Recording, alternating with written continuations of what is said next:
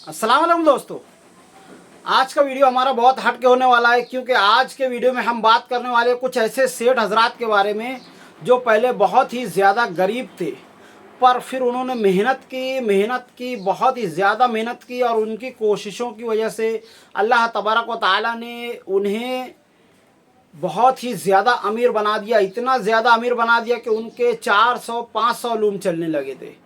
इतने ज़्यादा अमीर होने के बाद उनकी लालच और बढ़ती गई और उन्होंने मज़दूरों का हक मारना शुरू कर दिया। मज़दूरी नहीं बढ़ाई, और मज़दूरों की आह उनको जब लगी तो कुछ ही सालों में वो इतने ज़्यादा गरीब हो गए कि आज वो दूसरी जगहों पर मज़दूरी करते हुए नज़र आ रहे हैं। वो उनकी औलादें, उनकी नस्लें। और ये मालेगांव की तारीख़ में ऐसे सेठ लोग मकाम इबरत बन गए, ऐसा सबक बन गए जिन्हें देखकर बाकी सेठ हजरात को भी सबक हासिल करना चाहिए कि मज़दूरों का हक मारना बंद करो, मज़दूरी बढ़ाओ। तो चलिए बिना टाइम गवाए वीडियो शुरू करते हैं और बताते हैं ऐसे सेठ हजरात के बारे में। तो मेरा नाम है फैयाज़ अहमद अंसारी और आप देख रहे हैं फैयाज़ ब्लॉगर चैनल।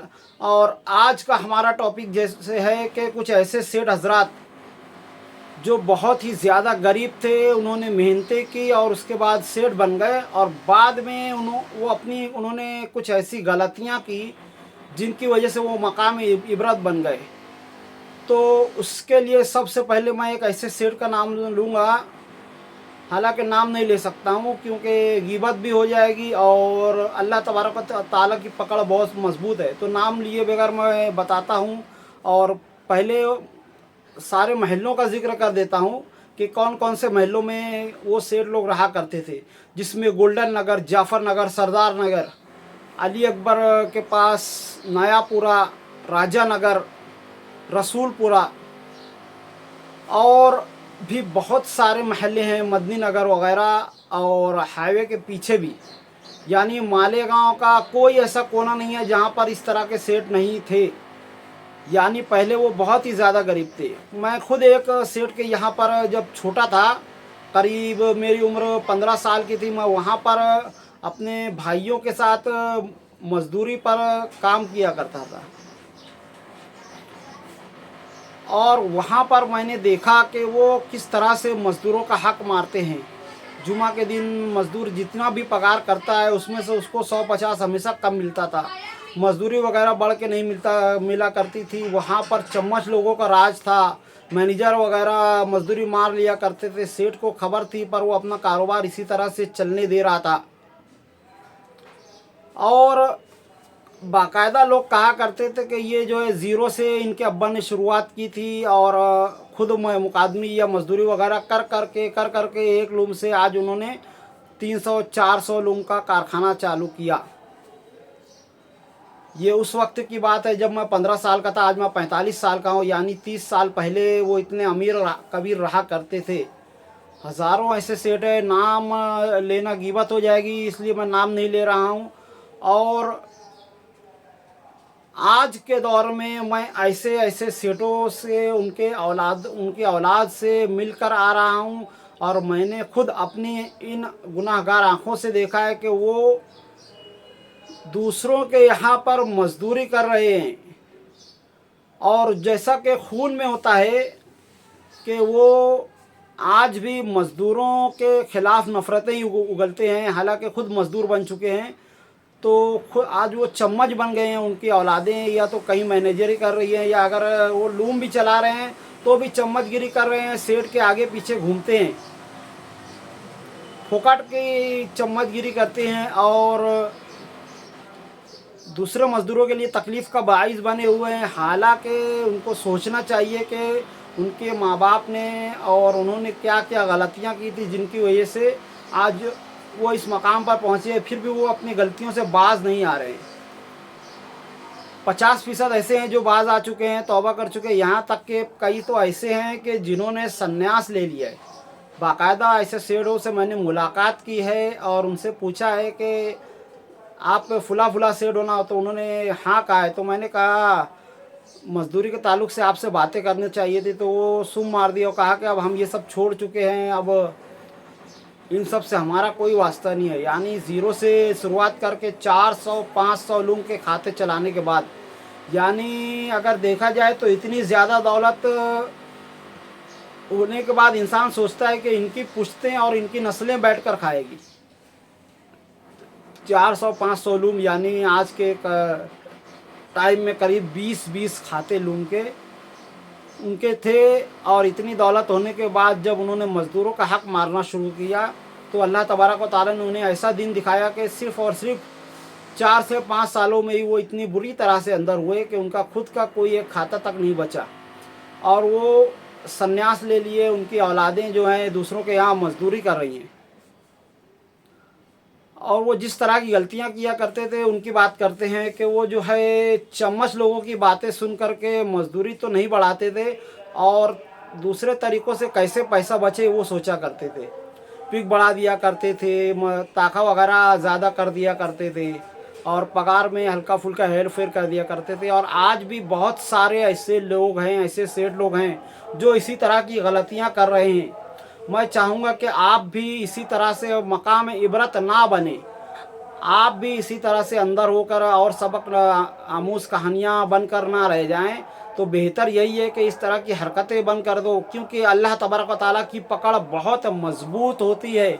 वो जब अपनी चालें चलता है तो बड़े बड़े चालबाज और मक्कार लोग की चालें धरी की धरी रह जाती हैं। तो अल्लाह की पकड़ से डरें, मज़दूर की आह लेना बंद करें। चम्मच लोगों की बातें सुनकर ये ना सोचें कि मैं इस तरह से पैसा बचा सकता हूँ, ये कर सकता हूँ। आज हमारे 80% सेठ लोग इसी तरह की हरकतें कर रहे हैं। यानी पिछले 7-8 साल से मजदूरी बढ़ी नहीं है, महंगाई डबल ट्रिपल हो चुकी है, और सेठ लोगों को बाकायदा ये सब दिख रहा है। उसके बाद भी वो सिर्फ़ और सिर्फ अपने खाते पर खाता बढ़ाने के वास्ते ऐसी हरकतें कर रहे हैं। और उनके सामने ही सामने कई सेठ लोग बुरी तरह से अंदर होते हैं, और वो समझते हैं कि ये कास्टिंग का और उनकी गलतियों का खमियाजा है। हालांकि उन्हें सोचना चाहिए कि ये सिर्फ़ और सिर्फ अल्लाह तबारक व तआला की पकड़ है, जो अपने मातहतों के साथ नाइंसाफ़ी करने की वजह से अल्लाह तबारक व तआला ने उन्हें ये दिन दिखाया है। यकीन मानिए, अल्लाह तबारक व तआला नियतों पर फ़ैसले करता है। अपनी नीयत सही रखें, अपने मातहतों को उनके हक़ से 2 पैसा बढ़ा कर दें ताकि आपकी पकड़ ना हो। अगर आपको दिख रहा है कि मज़दूरी के मुकाबले में महंगाई डबल टिबल हो गई है, तो आपको चाहिए कि मज़दूरी को इतना बढ़ा दें कि एक मज़दूर जैसे पहले 4 लूम चला करके घर प्लाट वगैरह ले लिया करता था, आज भी मज़दूर ने अपनी मेहनत को डबल टिबल कर लिया है, 12 और 16 लूम चला रहा है और वो घर प्लाट नहीं ले पा रहा है। तो यहाँ पर सेठ हजरात की गलतियाँ हैं, और ऐसे सेठ लोग ना बनिए कि लोग मकाम इबरत बने। हज़ारों ऐसे सेठ लोग हैं जिन्होंने ज़ीरो से शुरुआत की थी, बहुत ही मेहनत कर कर के उन्होंने एक कारखाना बनाया, भाड़े से लिया, फिर उसको खुद का किया, फिर उसके बाद कई कई 100 लूम उनके हो गए। धीरे धीरे अल्लाह तबारक व तआला ने उनकी मेहनत की वजह से उनको बरकत दी, पर उन्होंने उसे ना समझते हुए उसे समझा कि मैं अपनी मेहनत पे, अपने बलबूते पर, अपनी सलाहियतों पर ऐसा कर रहा हूँ, और उन्होंने मज़दूरों का हक़ मारना शुरू किया। कारोबार में बेईमानी शुरू की, सूदी कारोबार शुरू कर दिया, और पावर बिल वगैरह चोरी करना शुरू की, मज़दूरों की चोरी करना शुरू की, मीटर की चोरी करना शुरू की, वज़न में चोरी करना शुरू की। और वो समझ रहे थे कि हम बहुत भारी काम कर रहे हैं, हमारी सलाहियतों की वजह से ये पैसे बच रहा है। और सिर्फ़ बहुत लंबा अरसा नहीं, 4 से 5 सालों में ऐसे कारीगर, ऐसे कारोबार पूरी तरह से बर्बाद हो गए, और इतना बुरा बर्बाद हुए कि उनकी नस्लें दूसरों के यहाँ मजदूरी करने पर मजबूर है, और वो खुद इन सब से संन्यास वगैरह लेकर यहाँ वहाँ पर मुंह छुपाते फिर रहे हैं। जब उनसे कहा जाता है कि आप फुला फुला सेठ हो, तो वो उनका चेहरा इतना सा हो जाता है, और वो कहते हैं हाँ हम वही हैं। और जब इनसे मैं बात करता हूँ और कहता हूँ कि बताइए कि आपके साथ ऐसा क्यों हुआ, तो वो सुब मार देते हैं और एकदम साफ कहते हैं, वीडियोस में आने से इनकार कर देते हैं। यानी अपनी गलतियों को वो बता करके खुद को बदनाम नहीं करना चाहते हैं। हालांकि उन्हें चाहिए कि अपनी गलतियों को एक्सेप्ट करें, अल्लाह तबारक व तआला के हुजूर तौबा करें और अपनी नस्लों को बताएं, अपनी औलादों को बताएं कि इस तरह की गलतियां तुम ना करो, ताकि उनकी औलादें जो अभी चम्मचगिरी वगैरह करके अपने लिए और खड्डे खोद रही हैं। बाकायदा मैं ऐसे उनके नस्लों से मिला हूँ, उनकी इतनी इतनी बड़ी बड़ी ख़ानदानें थी कि अगर उनके यहाँ पर शादी होती है तो 100 पायली पकना उनके लिए एकदम मामूली बात हुआ करती थी। और आज उनकी नस्लों के व्हाट्सअप स्टेटस अगर मैं देखता हूँ तो लिखा होता है कि मैं परेशान हूँ पर ना उम्मीद नहीं हूँ। हालांकि उनकी हरकतें आज भी वही है, मज़दूरों की हाय ले रहे हैं। तो बाकायदा ऐसे लोग मेरे साथ में भी बहुत सारे चला रहे हैं, और मैंने जहाँ जहाँ पर भी ड्यूटी की है एक दो ऐसे लोग मिले हैं जिनके बारे में बाकायदा लोग कहते हैं कि ये बहुत ही बड़ी ख़ानदान के थे और इनके इतने इतने 100 लूम चला करते थे, इतना इतना इनके पास पैसा था। ऐसे ऐसे सेठ थे कि व्यापारी उनके पास आता था, उनके घरों पर घंटों घंटों खड़े रहा करते थे माल के लिए, और उनके आगे अपनी नाक रगड़ करके माल खरीद कर लेकर जाते थे।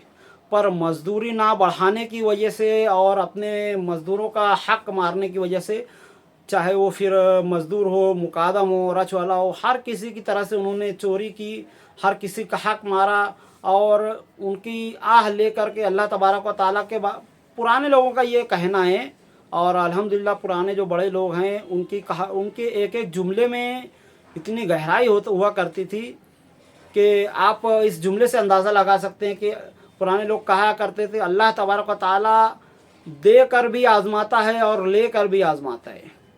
तो जब अल्लाह तबारक व तआला ने आपको इज़्ज़त, दौलत, शोहरत वगैरह दी है तो अब आपकी आजमाइश शुरू हो चुकी है। आपको चाहिए कि अपने मातहतों का हक बराबर दें। दूसरे सेठ लोगों की बातें सुनकर इकाई करके ये ना सोचे कि आप बहुत भारी काम कर रहे हैं। ऐसे सेठों को मालेगांव की आवाम ने अंदर होते हुए देखा है। ऐसे ऐसे सेठ हैं जो यहाँ से खड़े होकर कहते थे कि मुफ्ती साहब और फैयाज मुकादम और बड़े बड़े लोगों को ऐसे खड़े होकर सीना तान के बोलते थे कि यहाँ से आपकी जहाँ तक नज़र जा रही है वहाँ पर तो मेरे कारखाने हैं, वहाँ तक के मेरे खेत हैं, वहाँ तक की मेरी ज़मीन है। और आज वो खुद इतने ज़्यादा मजबूर हैं कि उनके औलादों के पास खुद के घर नहीं है, किराए के घरों में रह रहे हैं। तो बेशक अल्लाह तबारक व तआला दे कर भी आज़माता है, ले कर भी आज़माता है, और उसकी पकड़ बहुत मजबूत है। अगर आपको हल्की सी भी तरक्की मिल रही है तो सीधी सी बात है, अल्लाह के पकड़ से डरो, अपने मातहतों का हक़ सही तरीक़े से अदा करो। तो आज की वीडियो में इतना ही, कम में ही आप ज़्यादा समझ लें। मिलते हैं अगली वीडियो में, तब तक के लिए खुदा हाफिज़। अस्सलामु अलैकुम व रहमतुल्लाहि व बरकातुहू।